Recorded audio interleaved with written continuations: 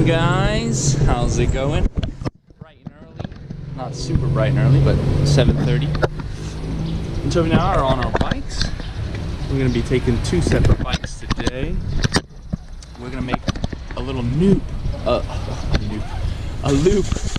north of Chiang Rai. Our first stop.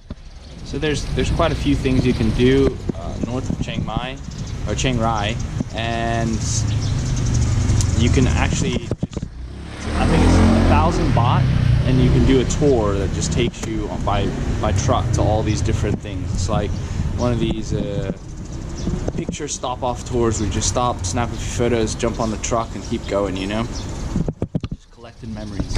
But for us, we're gonna drive ourselves, of course, because that's what we do. We ride motorbikes. And we're not gonna do all the things in the whole little loop up north. We're actually just gonna do two things. We're gonna go to Mae Salong, which is a nice little town northwest of here.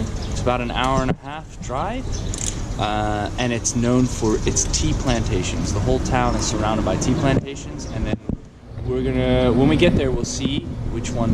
We'll just kind of keep an eye out and then pick one of them and go do a little tea tasting and tour. Maybe walk through the tea plantation a bit, and then after that we're gonna head northeast and head to the Golden Triangle.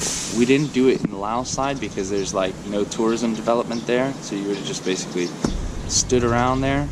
But we're gonna go do the Thai side, and they have the Hall of Opium, so a museum about the opium trade in the Golden Triangle, and then of course the little Golden Triangle Park where you can see where the three countries come together. So we're gonna see that, and then after that we're gonna head back to Chiang Rai, but from the southeast side, the southeast loop, past the Chan Lake. We probably won't stop there, but we'll just drive past.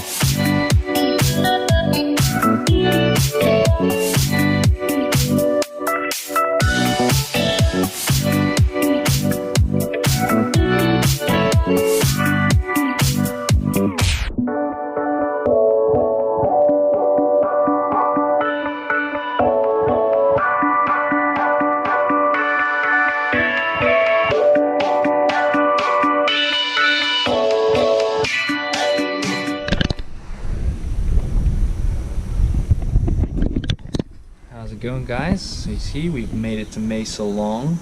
It's a super nice town. The road was absolutely amazing coming up here. We stopped for a nice little tea break and some snacks here. We got a nice fresh local tea here, milky oolong for 75 baht. So if you got some dumplings, how much were your dumplings? I think this was 25. 25, 30? And no, it's 20. So that's a steamed bun. I got a fried bun. Mine was 25 because it was fried. And then those dumplings, 25. Mm-hmm. Super nice. Got a little snack here. The town itself is, you're just on a mountain ridge the whole time, and all these little hotels and things are just perched on the side. Majority of the town is Chinese. There's some history behind that too, but I'm not going to really go into it because I'm not very well versed on it. But basically, they are military regiments that were left over from the Chinese Civil War and were granted asylum here in Mae Salong. If you want to look it up, look into Mae Salong on Wikipedia and you can get the whole full history. It's very interesting, actually. I just read it, but I'm not going to try and reverse it, repeat it here on the video. Anyway, we're going to enjoy our little snacks, and then we're going to continue on, and then go and stop at one of the tea plantations and check that out, walk a bit through the plantation and so on. But we needed a little snack and some tea because it was chilly, such a chilly ride this morning coming in, and especially going up higher in the mountains, it just got colder and colder, so we need to warm up.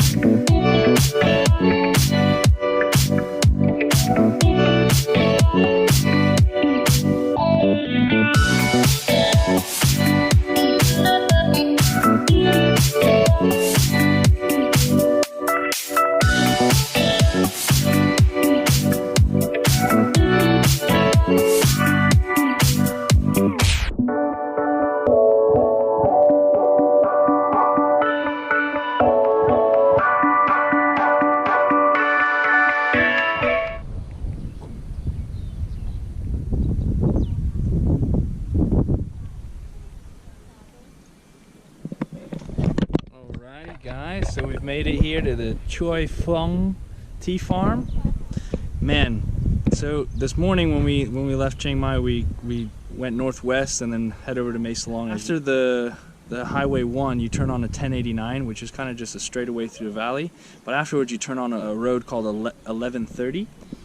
And man, what an amazing road. It's super windy, small mountain road. This is what takes you up to Mae Salong, and then we continued on this to here to Choi Phong.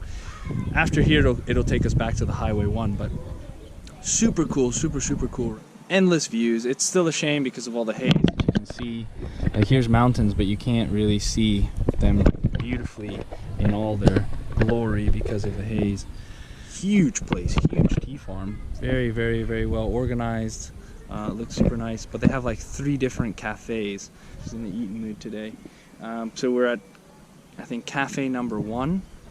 Cafe number 3 was closed, so we're at cafe 1 now. We'll see if they have food here. If not, we'll go to cafe 2, which looks like it's the main processing center and building, which I think we need to go there anyway for a tour.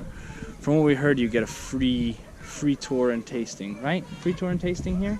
Maybe just free tasting. Free tasting, but we'll confirm that. I think, yeah, maybe, yeah, you're right.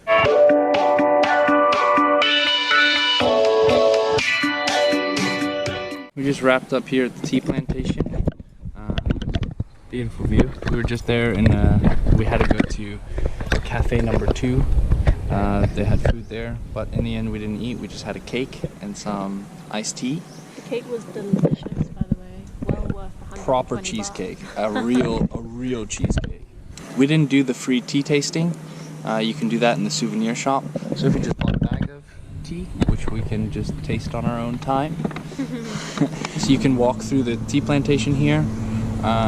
They even, in the souvenir shop, you can rent like a traditional headpiece and a tea basket for taking photos down in the tea plantation. I wish they had a little bit more information about the property and the processing. There's no tour or any information like that. We're gonna head northeast from here and head over to the Golden Triangle. So we'll catch you guys over there.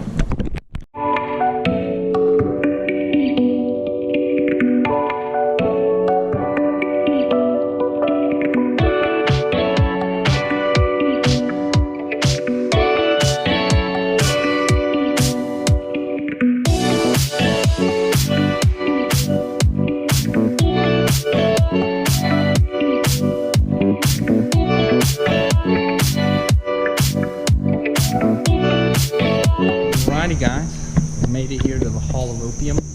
You're not gonna be able to see that, that's too dark. It's very big building. I actually don't really know what to expect when we get here. We're gonna go buy a ticket. I'm not sure how much it is. But we'll check this out and then we're gonna go to the Golden Triangle Park and put our, it's what?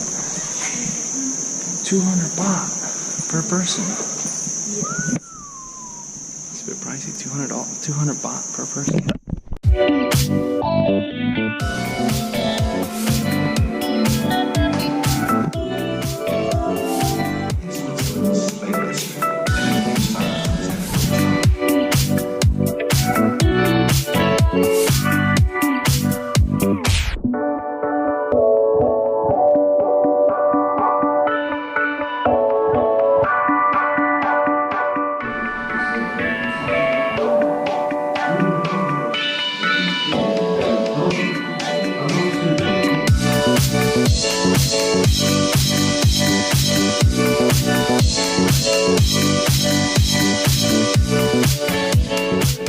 Wow. Now I understand the price. It's a very well put together museum exhibit. I don't know what you would call it, but it doesn't only cover the history of the Golden Triangle and the opium trade here, but it covers like the history of opium from start to finish. And it is a very, very nice exhibit, walking slowly through the timeline of opium in history. Very, very well done. I think we were there almost 2 hours? Yeah. Almost 2 hours, and by the end we skipped the last, I think, 3 exhibit halls just because we needed to get moving. Wow, we actually learned a lot about opium's impact, world trade and world history, especially regarding China and England. But I'll let you look that up yourself. I'm not going to tell you. If you're interested, you can research a little bit more. Fight to overcome opium addictions all throughout Asia. This is the Golden Triangle.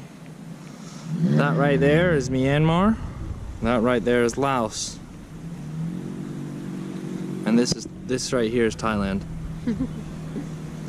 Looky there. I don't really see much gold. Why do they call it golden? It's a golden Buddha. It is a golden Buddha. Very golden. Alright. How long do we look at it? I think that's long enough, yeah? Alright, let's go.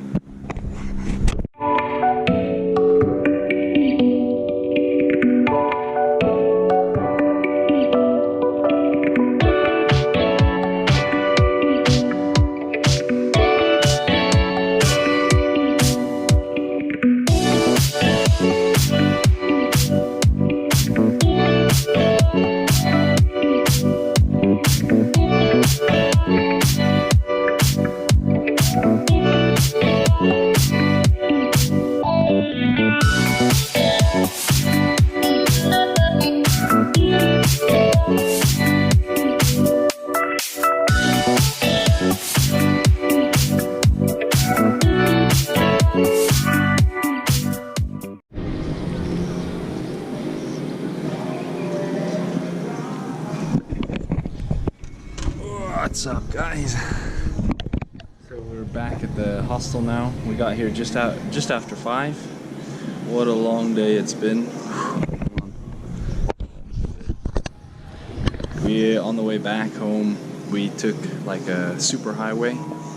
I think it's brand new, and it's just straight and brand new smooth roads. Just cruised all the way home. It only took us, I think, hour and 20 minutes. We got a little lost coming back in the city trying to find the hostel, but we found it in the end. We learned some insight and some stories and some history, and I really enjoyed that. So just a little recap. So this morning we went to Mae Salong, which is now a tea place. Mae Salong is a special place because basically it's a Thai town that's filled with Chinese. Now, these Chinese people living there initially they were from the end of the Chinese Civil War. They were against the Communist Party, and it was 2 divisions that retreated to Myanmar and eventually became mercenaries for like 30 years and eventually set up in Mae Salong, the most lucrative